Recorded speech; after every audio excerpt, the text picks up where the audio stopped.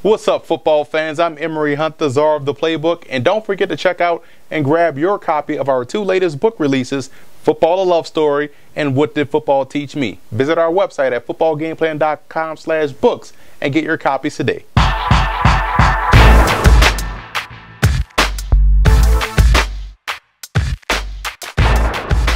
I'm a big fan of the Giants personnel, and I think this week versus the Dallas Cowboys, they can get creative versus an aggressive front seven to try to create opportunities in the running game and also in the passing game. And I'm going to show you how they can utilize their personnel to get that job done. Show you what we're talking about here. We have a pistol formation, 3 yards behind the line of scrimmage, away from the center, with the back right behind Eli Manning. And you see how we have the personnel drawn up. Tight end and Victor Cruz on the outside. We're going to make this outside the numbers because that expands the defense. So we have Ruben Randall outside the numbers, Victor Cruz outside the numbers, which means you're going to expand that defense, and now you make it an in the box type of a game. We have Odell Beckham in the slot. I'm going to show you how we're going to utilize this motion to occupy this defensive end, and this is going to be the guy we're reading because he's going to help us create opportunities in the running game and also create opportunities in the passing game. And this is what we're going to do up front. We're essentially going to zone block up front. So we're going to have these guys, work up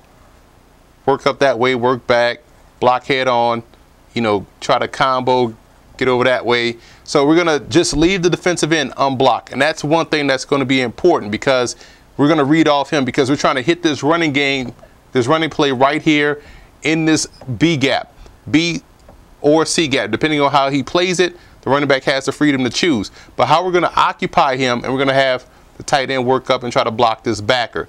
But he's going to slow block him because, again, backer's going to be aggressive, and if he crashes hard, you have a pop pass right there waiting for a built-in hot read, when we want to throw the football. But let's just say for the running play, everyone works up, going to work up.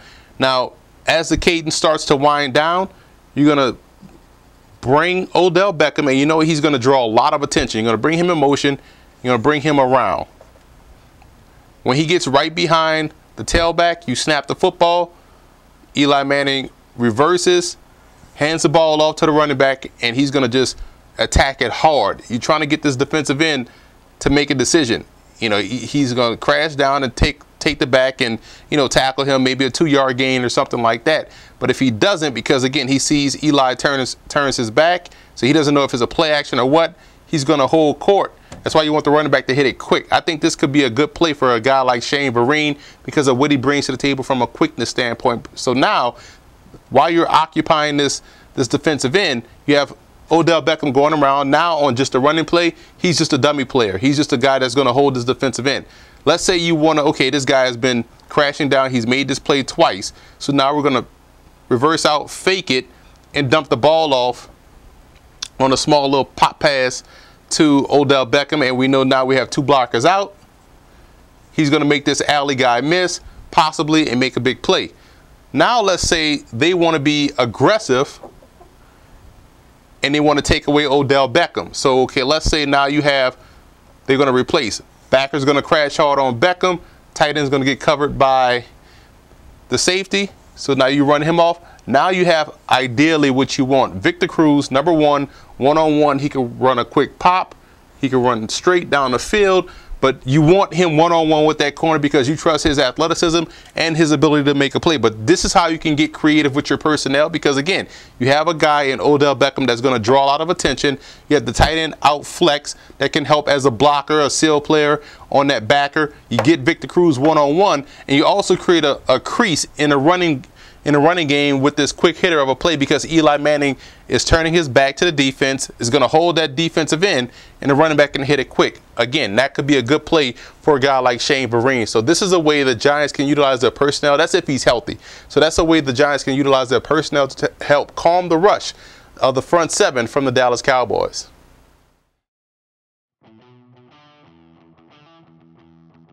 The biggest X factor in this game for the Cowboys is an obvious one in my opinion, the running backs, right? This is what we're all waiting to see.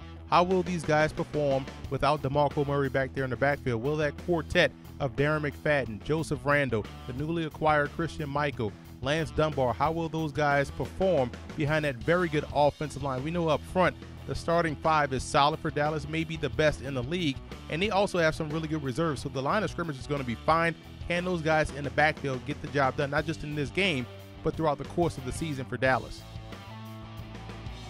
And I believe the biggest X factor for the Giants is their receiving core. You look at the guys that they have on this roster at their disposal: Victor Cruz, Ruben Randle, and Odell Beckham. Those three going up against the secondary of the Cowboys, I think that's an advantage the Giants have, especially when you count the fact that Orlando Scandrick is gone for the year, which was arguably their best corner, which now probably puts their rookie Byron Jones on the field. So again, that's a matchup that they can exploit. I do believe once you toss in the tight end and Shane Vereen, the running back in the backfield that's able to catch the football, it makes that passing game potent. I think that's where they can have a huge advantage versus Dallas.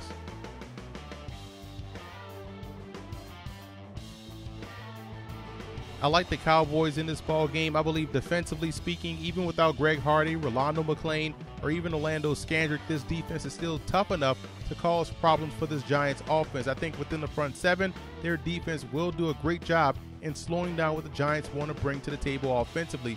Now, offensively speaking for the Cowboys, I think behind that offensive line and with those receiving options that they have on the flanks, I think they'll get enough production from the running game to where Romo can still operate off play action. And I also want to give a huge shout out to Cowboy fan forums and Giant fan forums for always showing football game plan support.